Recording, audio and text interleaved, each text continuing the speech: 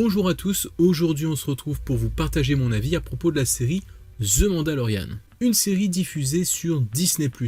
Donc ça devrait arriver chez nous fin mars. Pour ceux qui veulent la regarder avant, je vous laisse vous débrouiller. Alors que dire sur cette série, si ce n'est qu'avec le lore de Star Wars, il y a de quoi partir dans plein de directions. Il y a de la matière pour raconter des histoires. Mais c'est pas une raison non plus pour parler de n'importe quelle bestiole lambda de l'univers. Ici, Jon Favreau, l'actuel homme aux mains d'or de chez Disney, voilà, pour rappel, c'est quand même lui qui a fait ça. Ouais, on peut dire qu'il a lancé le MCU. Bref, dont Jon, à qui Disney a laissé le soin d'écrire et de produire sa série, nous raconte en cette période post-Empire l'histoire d'un guerrier mercenaire mandalorien, credo auquel appartenaient Jango et Boba Fett. Et je dois avouer que c'était une très bonne idée parce que ça a toujours été des personnages très populaires. Alors au passage, je précise, je me considère comme un fan de la saga. Après, je sais qu'il y a aussi des très grands fans qui connaissent bien tout l'univers étendu, et j'imagine qu'il doit y avoir des références aux Mandaloriens. Pourtant, quand on débarque dans cette série sans connaître plus que ça, on n'est pas largué pour autant avec un background chargé d'histoire. On s'attend toutefois à quelques références, et justement The Mandalorian pullule de ces références au film, ce qui est très satisfaisant, venant toujours nous rappeler qu'on est dans cet univers de Star Wars. Et la plupart du temps, il joue avec humour sur nos acquis. Par exemple, les Jawa qui sont décidément des sales gosses. La bestiole style celle de Jabba the Hutt qui est cuisinée en grillade. Les troopers qui ne savent décidément pas viser. On dirait moi quand je joue à Battlefront 2. Bref, quand on débarque dans l'histoire de Mando, le héros, on comprend rapidement sa culture de tradition guerrière, qui s'apparente d'ailleurs un peu à celle des Spartiates dans la Grèce antique, on va dire ça. Leur renommée les précède, et on apprend leurs règles au fur et à mesure des épisodes. Donc oui, si on aime l'univers Star Wars, on prendra du plaisir avec cette aventure. Même s'il n'y a pas de sabre laser, c'est un peu l'esprit de Rogue One en quelque sorte, mais du point de vue des chasseurs de primes.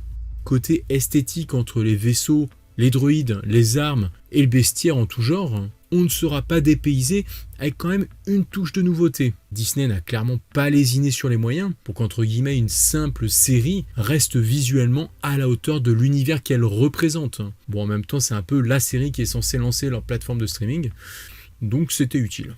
Niveau histoire, on va pas se mentir, Jon Favreau ne prend pas vraiment de risques, se contentant la plupart du temps d'amener son héros d'une péripétie à une autre. Le cœur de la saison ressemble même à une succession d'épisodes filler qui ne font pas vraiment avancer l'histoire principale, on pourrait même presque les regarder dans des ordres différents. Ça se limite à se rendre d'un point A à un point B. Ça m'a un peu rappelé ces séries des années 90 comme Hercule ou Xena la guerrière. Ils débarquent quelque part, ils aident des gens sans défense à lutter contre le tyran local et ils repartent. Si vous restez, vous le paierez au prix fort. Faites vos bagages et allez-vous-en d'ici. Je sais que c'est pas la nouvelle que vous vouliez entendre, mais il n'y a aucune autre option. Pourtant, dans The Mandalorian, tout ça fonctionne très bien. On découvre ou redécouvre des lieux à chaque fois, on s'embarque dans cette aventure et on profite de la balade finalement. Le casting est très bon, c'était audacieux de prendre Pedro Oberyn Pascal pour ne quasiment pas montrer son visage. Mais bon, principe Mandalorian oblige, on n'enlève pas le casque. On retrouvera aussi Apollo Creed en chef vaurien, toujours aussi sympa à l'image. Et il y a aussi plein d'autres petites surprises au casting que je vais pas vous dévoiler, voilà, pour ceux qui l'ont pas vu. Forcément, faut parler du cas Bébé Yoda. Bon, c'est pas un spoil, il apparaît dès la fin du premier épisode. Alors on dit Bébé Yoda, mais c'est juste parce qu'il est de la même espèce que Yoda. A priori, il n'y a pas de lien de parenté. Et oui, en tout cas, il est ultra mignon et attachant. Est-ce qu'il faut y voir là un prétexte pour vendre des peluches ?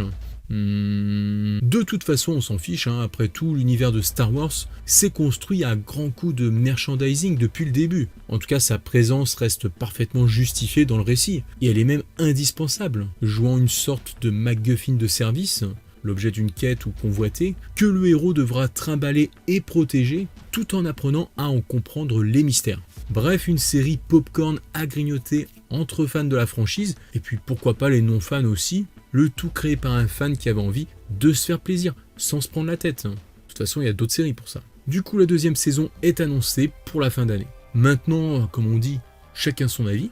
Donc si vous voulez regarder, c'est à vous de me dire ce que vous en avez pensé en commentaire. Moi, je vous dis à très bientôt. Ciao les amis.